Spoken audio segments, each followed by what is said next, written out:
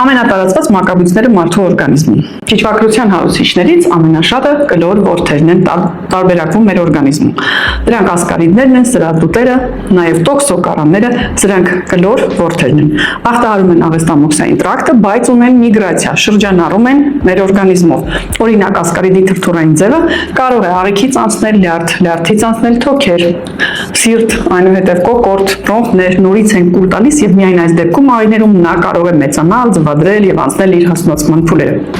Եվ այս բոլորին զուգահեռ իր արտադրած տոքսինների հաշվին ոչ միայն թունավորում է մեզ, այլև սնունդ է հանդիսանում շատ այլ բակտերիաների, սնկային հարուցիչների, միաբջիջների համար, որոնք կրկնակի, եռակի, թաքնված ախտանշաններ են ստեղծում։ Հաճախակի թուլացնում են իմունիտետը եւ ազդում տարբեր օրգանների վրա։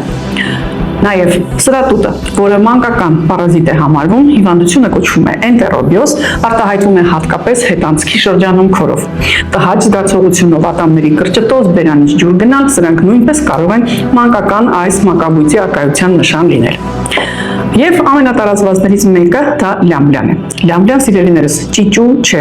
չի համապատասխանում ճիճվագրության այն պատկերին, թե դա մեծ պարազիտ է։ Դա միկրոսկոպիկ պարազիտ է, որը ապրում է կեղտոտ ջրամբարներում եւ վարակը լինում է հենց կեղտոտ ջրի միջոցով։ Գրում ենք մակաբույծ բառը ներքևում եւ եթե ձեզ կան անհանգստացնող հարցեր, անցնում եք մասնագետի մոտ անվճար on-line խորհրդատվություն։